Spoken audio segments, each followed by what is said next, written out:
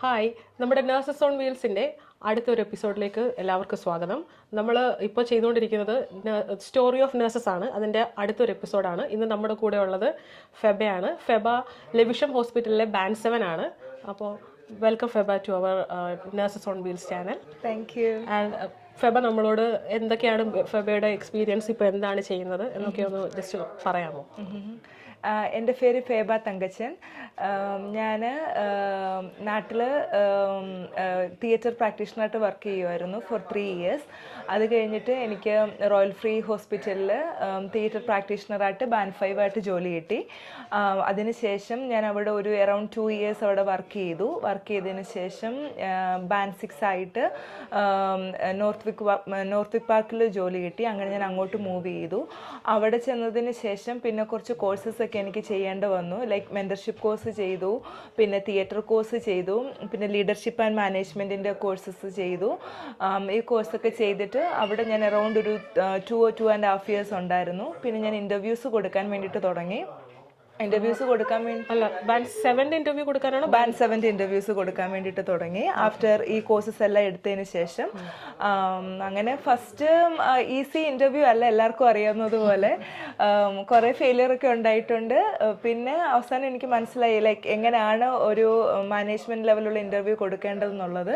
അങ്ങനെ 3rd time success ആയി. ഇപ്പം ഞാൻ ലൂയിസ് ഷാമൻ ഗ്രീനിച്ചിൽ ബാൻഡ് 7 മാനേജറായിട്ട് തിയേറ്ററിൽ വർക്ക് ചെയ്യുന്നു. അപ്പോൾ ഏതെങ്കിലും ഒരു പെർട്ടിക്കുലർ സ്പെഷ്യാലിറ്റിയിലായിരുന്നോ തിയേറ്റേഴ്സിൽ വർക്ക് ചെയ്യാൻ? സാധാരണ നമ്മൾ കേട്ടിട്ടുണ്ട് അവർ വർക്ക് ചെയ്യുമ്പം ഒന്നുകിൽ ഗൈനി അങ്ങനെയുണ്ടോ ഏതെങ്കിലും സ്പെഷ്യാലിറ്റി? അതെ. ഓരോ തിയേറ്ററിൽ ഓരോ സ്പെഷ്യാലിറ്റീസ് ഉണ്ട്. ലൈക്ക് ഗൈനി ഉണ്ട്, യൂറോളജി ഉണ്ട്, റോബോട്ടിക് സർജറീസ് ഉണ്ട്, കൊളോറക്റ്റൽ ഉണ്ട്. ഞാൻ റോയൽ ഫ്രീയിലും നോർത്ത് പാർക്കിലും കൊളോറക്റ്റൽ ആൻഡ് റോബോട്ടിക് സർജറിയിലായിരുന്നു. പിന്നെ ലൂയിസ് ഷാമൻ ഗ്രീനിച്ചിൽ വന്നപ്പം അറൗണ്ട് 3 ഡിപ്പാർട്ട്മെന്റ്സ് നോക്കേണ്ടതായിട്ടുണ്ട് അവിടെ. കൊളോറക്റ്റൽ, ഗൈനി, യൂറോളജി, ജനറൽ, ഇങ്ങനെ ആക്ച്വലി 4 ഡിപ്പാർട്ട്മെന്റിന്റെ മാനേജറായിട്ട് ജോലി ചെയ്യുന്നു. അപ്പോൾ ഈ മാനേജർ പോസ്റ്റ് എന്ന് പറയുമ്പോൾ നമുക്കൊരു വാർഡിലെ മാനേജർ എന്താ ചെയ്യുന്നതെന്ന് അറിയാം, പക്ഷെ നമുക്ക് ഈ ഓപ്പറേഷൻ തിയേറ്ററിന്റെ അകത്തേക്കുള്ള കാര്യങ്ങളെ പറ്റി വലിയ ധാരണയൊന്നുമില്ല. അപ്പോൾ എന്നെ പോലെ തന്നെ കാണുന്നവർക്കും അറിയാനൊരു ക്യൂരിയോസിറ്റി ഉണ്ടാവും. ഒരു ആസ് എ മാനേജർ ഒരു ഓപ്പറേഷൻ തിയേറ്ററിൽ നമ്മൾ എന്താണ് ചെയ്യുന്നത്? ഓഫ് കോഴ്സ് റോട്ടയൊക്കെ നമ്മളായിരിക്കും നോക്കുന്നത്, അല്ലാതെ നമ്മൾ എന്താണ് ചെയ്യുന്നത്?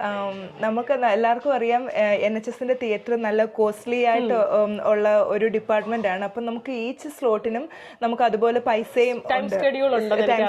അതുപോലെ പൈസയും നമ്മൾ കറക്റ്റായിട്ട് യൂട്ടിലൈസ് ചെയ്തില്ലെങ്കിൽ നമുക്ക് കോസ്റ്റ് എഫിഷ്യൻസി കുറയും. അങ്ങനെ നമ്മുടെ ഡിപ്പാർട്ട്മെന്റ് ഡെഫിസിറ്റ് ബഡ്ജറ്റിലോട്ട് പോകും. അപ്പം നമ്മൾ അതുപോലെ ഒരു തിയേറ്റർ കോർഡിനേറ്റർ ആയിരിക്കുമ്പം എല്ലാ തിയേറ്ററും ഒരുപോലെ യൂട്ടിലൈസ് ആക്കാൻ വേണ്ടിയിട്ട് നോക്കണം. 1 ഡേയിലും എങ്ങും ഒരു ക്യാൻസലേഷനും വരാതെ, ഇൻ കേസ് ക്യാൻസലേഷൻ വന്നാലും അവിടെ നമ്മൾ എമർജൻസി കേസസ് കൊണ്ടിട്ട് ഫില്ല് ചെയ്ത് തിയേറ്റർ റൺ ചെയ്യിപ്പിക്കാൻ വേണ്ടിയിട്ട് നോക്കണം. അതാണ് ഒരു തിയേറ്റർ കോർഡിനേറ്ററിന്റെ അല്ലെങ്കിൽ ഒരു മാനേജറിന്റെ എഫിഷ്യൻസി.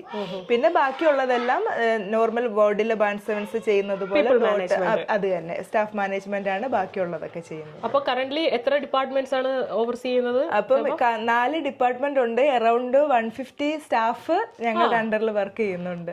അപ്പൊ കൂടെ ഹെൽപ്പ് ചെയ്യാൻ വേറെ 2 പേരും കൂടെ ഉണ്ട്. ഞങ്ങൾ 3 പേരാണ് അവിടെ മാനേജേഴ്സ് ആയിട്ടുള്ളത്. ഞങ്ങൾ ഈ 150 സ്റ്റാഫിനെ 3 പേരുടെ ഇടയിൽ ഡിവൈഡ് ചെയ്ത് അങ്ങനെയാണ് നോക്കിക്കൊണ്ടിരിക്കുന്നത്. അപ്പൊ ഈ ഒരു തിയേറ്ററിൽ വർക്ക് ചെയ്യുന്ന ഒരു ബാൻഡ് 5-6 ആകാൻ വേണ്ടി അതിൽ കോഴ്സ് ചെയ്യണോ? 5 to 6 നമ്മൾ തിയേറ്റർ കോഴ്സ് മാൻഡേറ്ററി ആണ്. 6 വരുമ്പോഴത്തേക്കിന് പിന്നെ ലീഡർഷിപ്പ് ആൻഡ് മാനേജ്മെന്റ് ലെവലുള്ള കോഴ്സസും ചെയ്യണം. അത് കഴിഞ്ഞ് 7 പോകാൻ വേണ്ടിട്ട് പിന്നെ വേറെ എന്തെങ്കിലും കോഴ്സസ് അവര് ലീഡർഷിപ്പ് മാനേജ്മെന്റ്, ബഡ്ജറ്റിംഗിന്റെ കോഴ്സസ് ഉണ്ട്. അങ്ങനെയുള്ള ഓരോ ചെറിയ CPD കോഴ്സസ് അതെല്ലാം നമുക്ക് അവൈലബിൾ ആണ് NHSൽ ഫ്രീ ആയിട്ട്. ബാൻഡ് 7 ആകാൻ വേണ്ടിട്ട് മാസ്റ്റേഴ്സ് അങ്ങനെയൊന്നും വേണമെന്നില്ല. ബാൻഡ് 7 ആകാൻ വേണ്ടിയിട്ട് മാസ്റ്റേഴ്സ് ഒരു മാൻഡേറ്ററി ക്രൈറ്റീരിയ അവർ പറയുന്നുണ്ട്. പക്ഷേങ്കിൽ ഒൺസ് നമ്മൾ ഇന്റർവ്യൂ നമ്മൾ നന്നായിട്ട് കൊടുക്കുവാണെന്നുണ്ടെങ്കിൽ മാസ്റ്റേഴ്സ് എടുത്തവർ കൊടുത്തില്ല, നമ്മൾ ഇന്റർവ്യൂ നന്നായിട്ട് എല്ലാം ഡിപ്പെൻഡ് ചെയ്തിരിക്കുന്നത് നമ്മളുടെ ഇന്റർവ്യൂവിലാണ്. ഇന്റർവ്യൂയുടെ സെലക്ഷൻ വരുമ്പം നമ്മൾ നന്നായിട്ട് നമുക്ക് ബാക്ക്ഗ്രൗണ്ട് ഉണ്ടെങ്കിൽ നമ്മളും കയറും സെലക്ട് ആകും. അതുപോലെ തന്നെ മറ്റുള്ളവരും മാസ്റ്റേഴ്സ് എടുത്തവരും സെലക്ട് ആകും. പിന്നെ all depend upon the interview, നമ്മൾ എങ്ങനെ പെർഫോം ചെയ്യുന്നു എന്നുള്ളത്. അപ്പോൾ ഈ ഒരു ബാൻഡ് 6 ലെവലിൽ നിൽക്കുന്ന ഒരാൾ ഒരു ബാൻഡ് 7 അപ്ലൈ ചെയ്യാൻ പോകുമ്പോൾ അവരോട് എന്തെങ്കിലും ടിപ്സ് കൊടുക്കാറുണ്ട്. അതായത് നമ്മൾ എന്തൊക്കെ നോക്കണം, അതായത് നമ്മളിപ്പോ ഒരു അപ്ലൈ ചെയ്യുമ്പോൾ നമ്മൾ ഷോർട്ട് ലിസ്റ്റ് ആവാൻ ഭയങ്കര മലയാളികൾക്ക് ഏറ്റവും ഉള്ള കുഴപ്പം നമ്മൾ ഷോർട്ട് ലിസ്റ്റ് ചെയ്യത്തില്ല എന്നുള്ളതാണ്. കാരണം നമ്മൾ ആ എഴുതി കൊടുക്കുന്ന സപ്പോർട്ടിംഗ് ഡോക്യുമെന്റ്സ് ഇനഫ് ആയിരിക്കത്തില്ല എപ്പോഴും. അപ്പൊ ഒരു തിയേറ്ററിൽ വർക്ക് ചെയ്യുന്ന ഒരു ആളിനെ അതിനകത്ത് എന്തൊക്കെ ചേർത്താൽ നമുക്ക് പെട്ടെന്ന് ഷോർട്ട് ലിസ്റ്റ് ചെയ്യാൻ പറ്റും? നമുക്ക് ആദ്യമേ നോക്കേണ്ടത് നമ്മുടെ ജോബ് റെസ്പോൺസിബിലിറ്റി ആണ്. തിയേറ്ററിലെ ജോബ് റെസ്പോൺസിബിലിറ്റി എൻ്റർലി ഡിഫറെന്റ് ആണ് മറ്റുള്ളതിനെക്കാട്ടും. അപ്പൊ നമ്മൾ സപ്പോർട്ടിംഗ് ഇൻഫർമേഷനിൽ നമ്മൾ എന്താണ് അവർ ഉദ്ദേശിക്കുന്ന ജോബ് റെസ്പോൺസിബിലിറ്റി. അപ്പം തിയേറ്ററിൽ 2 രീതിയിൽ മാനേജ്മെന്റ് വരും. ചിലതെന്ന് പറഞ്ഞാൽ ഒള്ളി നമ്മൾ മാനേജ്മെന്റ് ലെവൽ മാത്രമാണ്, നമ്മൾ ക്ലിനിക്കൽ ലെവലിൽ വരുന്നില്ല, നോൺ ക്ലിനിക്കൽ ആയിരിക്കും. ചിലത് ക്ലിനിക്കൽ ആയിരിക്കും, അപ്പം ചിലത് മിക്സ്ഡ് ആയിരിക്കും. അപ്പം നമ്മൾ നന്നായിട്ട് ജോബ് റെസ്പോൺസിബിലിറ്റി വായിച്ചിട്ട് ക്ലിനിക്കൽ ആണോ നോൺ ക്ലിനിക്കൽ ആണോ അത് രണ്ടും ഉണ്ടോ എന്ന് നന്നായിട്ട് മനസ്സിലാക്കിയതിന് ശേഷം മാത്രം വേണം നമ്മൾ സപ്പോർട്ടിംഗ് ഇൻഫർമേഷൻ എഴുതാൻ വേണ്ടിയിട്ട്. പിന്നെ സപ്പോർട്ടിംഗ് ഇൻഫർമേഷൻ എഴുതുന്നതിന്റെ ആദ്യം തന്നെ നമ്മൾ പറയണം നമുക്ക് എന്തൊക്കെ സ്പെഷ്യാലിറ്റി അറിയാമെന്നുള്ളത്. കാരണം നമ്മളെ സെല്ല് ചെയ്യണം നന്നായിട്ട്. നമ്മൾ നാട്ടിൽ നിന്നൊക്കെ പഠിച്ചു വരുമ്പോൾ നമ്മൾ എപ്പോഴും പൊളൈറ്റ് ആയിട്ട് നമ്മളൊന്നും പറയാതെ. പക്ഷെ ഇവിടുത്തെ സിസ്റ്റം എന്ന് പറഞ്ഞു കഴിഞ്ഞാൽ എന്നോട് എന്റെ പഴയ മാനേജർ ഞാൻ ബാൻഡ് 6 അപ്ലൈ ചെയ്ത സമയത്ത് എന്നോട് പറഞ്ഞു, Priyanka I know about you but you need to sell yourself. അങ്ങനെയാണ് പുള്ളിക്കാർ പറഞ്ഞത്. അല്ല അത് ശരിയല്ലേ? പക്ഷെ നമ്മളെപ്പോഴും അങ്ങനെ ശരിയാകുമോ, നമ്മൾക്ക് ഷോ ഓഫ് ചെയ്യാൻ നമുക്ക് നാണക്കേടാണ് മലയാളികൾക്ക്. അപ്പം നമുക്ക് ഇത്ര കഴിവുണ്ടെങ്കിലും നമ്മളിങ്ങനെ മാറി നിൽക്കും. പക്ഷെ ഇവിടെ അങ്ങനെ പറ്റത്തില്ല. നമുക്ക് കഴിവുണ്ടെന്ന് നമ്മൾ അവരെ തെളിയിക്കണം. അപ്പം നമ്മൾ കുറച്ചും കൂടെ അവരുടെ അടുത്ത് ചെന്ന് നമ്മൾ പ്രസന്റ് ആയിരിക്കണം എങ്ങനെ നമ്മൾ ചെയ്യുന്നത് എന്നുള്ളത്. പിന്നെ അത് മാത്രമല്ല വിസിബിലിറ്റി ഉണ്ടായിരിക്കണം. അതായത് നമ്മൾ എല്ലായിടത്തും എത്തുന്നുണ്ടെന്ന് അവർക്ക് തോന്നണം. അല്ലാതെ നമ്മൾ സാധാരണ എങ്ങനെ ഒരു സ്ഥലത്ത് ജോലിക്ക് പോയാൽ അവിടെ തന്നെ നിന്ന് ജോലി ചെയ്ത് തിരിച്ചു പോകും. പക്ഷെ അങ്ങനെയല്ല, നമ്മൾ സമയം കിട്ടുമ്പോൾ എല്ലാ കാര്യങ്ങളും ഇടപെടുന്നുണ്ട്, എല്ലായിടത്തും വിസിബിലിറ്റി ഉണ്ടായിരിക്കണം. അതെ, നമ്മളെ തന്നെ പ്രൂവ് ചെയ്യണം മറ്റുള്ളവരുടെ ഇടയിൽ. നമ്മൾ വിസിബിൾ ആയിരിക്കണം. ഒന്നും നമുക്കൊരു നാണക്കേടുണ്ടല്ലോ എല്ലാവരുടെ അടുത്ത്. അങ്ങനെ മാറി നിന്ന് കഴിഞ്ഞാൽ മാറി നിന്ന് കഴിഞ്ഞാൽ നമ്മൾ മാറി നിൽക്കത്തതേ ഉള്ളൂ ലൈഫ് ലോങ്. അപ്പൊ നമ്മൾ കുറച്ച് നമ്മളെ തന്നെ മുമ്പോട്ടൊന്ന് കാണിക്കണം, നമ്മളെ കൊണ്ട് പറ്റും, നമുക്ക് കഴിവുണ്ട് എന്നുള്ളത്. ആക്ച്വലി നമുക്കെല്ലാം കഴിവുണ്ട് മലയാളികൾക്ക്, പക്ഷെ നമ്മളത് കാണിക്കത്തില്ല എന്നുള്ളതാണ്. നമ്മൾ അതിന്റെ ആവശ്യമില്ലായിരിക്കും, ഞാനിത് ചെയ്തിട്ട് നമ്മൾ ബാക്കിൽ നിന്നെല്ലാം ചെയ്യും, ഫ്രണ്ടിൽ നമ്മളെ ചെയ്തെന്ന് ആരും അറിയത്തില്ല. അതാണ് നമ്മൾക്ക് വരുന്ന മിസ്റ്റേക്ക്. അതാണ് നമ്മൾ ആദ്യം ചെയ്യേണ്ടതെന്ന് തോന്നല്ലേ? നമ്മൾക്ക് ഇത് കഴിയുമെന്ന് ബാക്കിയുള്ളവരെ കൂടെ മനസ്സിലാക്കി കൊടുക്കുക. അതിന് ആദ്യം നമ്മളെ തന്നെ വിശ്വസിപ്പിക്കാൻ നമുക്കിത് പറ്റുമെന്ന്. അതെ. പിന്നെ കിട്ടുന്ന കോഴ്സസ് എല്ലാം അപ്പം തന്നെ നമ്മൾ എടുക്കുക. ഈ ചെറിയ കോഴ്സ് ആണെങ്കിൽ പോലും നമ്മുടെ സപ്പോർട്ടിംഗ് ഇൻഫർമേഷൻ അത് ഹെൽപ്പ് ചെയ്യുമെന്ന് മനസ്സിലാക്കിക്കൊണ്ട് നമ്മൾ അത് എടുക്കുക, എത്രയും പെട്ടെന്ന് എടുക്കുക. പിന്നെ അവൈലബിൾ കോഴ്സസ് ഏതൊക്കെയാണ് നമ്മൾ കണ്ടിന്യൂസ് ചെക്ക് ചെയ്തുകൊണ്ടിരിക്കുക. അത് പക്ഷെ PDR പോകുമ്പോൾ നമ്മൾ അതിനകത്ത് ആഡ് ചെയ്ത് പറയുക, അടുത്ത കുറച്ച് നമ്മൾ എന്തൊക്കെ ചെയ്യാനുണ്ട്. അപ്പൊ PDR നമുക്ക് അതിനുള്ള പ്രയോറിറ്റി കിട്ടും. അതെ, കറക്റ്റ്. അങ്ങനെ ചെയ്യുക. അപ്പോ വേറൊരു കാര്യം ചോദിക്കാനുള്ളത്, നാട്ടിൽ എത്ര നാളത്തെ എക്സ്പീരിയൻസ് ഉണ്ടായിരുന്നു? നാട്ടിൽ എവിടെയാ പഠിച്ചത്? നാട്ടിൽ ഞാൻ ബോംബെയിലാണ് പഠിച്ചത്, ജസ്ലോ ഹോസ്പിറ്റലിൽ. അവിടെ ഞാൻ 2 വർഷം അവിടെ ഞാൻ ജോലി ചെയ്തതിന് ശേഷമാണ് ഇങ്ങോട്ടേക്ക് വന്നത്. ഇങ്ങോട്ട് ഡയറക്ട് റിക്രൂട്ട്മെന്റിൽ വന്നാണോ? ഡയറക്ട് റിക്രൂട്ട്മെന്റ് IITR വഴി ഡയറക്ട് റിക്രൂട്ട്മെന്റിൽ വന്നത് 2019 റോയൽ ഫ്രീയിലേക്ക്. അവിടെ എത്ര വർഷം ബാൻഡ് 5 ആയിട്ട് വർക്ക് ചെയ്തു? അവിടെ ഞാൻ 2 വർഷം ബാൻഡ് 5 ആയിട്ട് വർക്ക് ചെയ്തു. പിന്നെ ബാൻഡ് 6 കിട്ടി മൂവ് ഔട്ട് ആയിട്ട് അവിടെ ഞാൻ ഒരു 2 years ആയിട്ട് നാട്ടിലും ഇത് തന്നെയായിരുന്നു എക്സ്പീരിയൻസ്. അതുകൊണ്ട് പ്രോഗ്രസ് ചെയ്യാൻ കുറച്ചുകൂടെ എളുപ്പമായിരുന്നു, കാര്യങ്ങൾ പഠിച്ചാൽ മതി. അതെ. നാട്ടിൽ നല്ലൊരു ബാക്ക്ഗ്രൗണ്ട് ഉണ്ടായിരുന്നു എനിക്ക് മുംബൈയിൽ നിന്ന്. അപ്പൊ ഇവിടെ വന്നപ്പോ എനിക്ക് വർക്ക് കുറച്ചും കൂടെ ഈസി ആയിട്ട് തോന്നി. നമ്മുടെ അവിടെ അറിയാലോ. അതെ, അങ്ങനെയായിരുന്നു ഇങ്ങോട്ട് വന്നത്. ഇനി അതുപോലെ ഞാൻ ചോദിച്ചല്ലേ, ഇപ്പൊ ബാൻഡ് 7 ആയിട്ട് വർക്ക് ചെയ്യാനായിട്ട് താല്പര്യം, അതായത് അപ്ലൈ ചെയ്യാനുള്ളവർ എന്തെങ്കിലും പറയാനുണ്ടോ?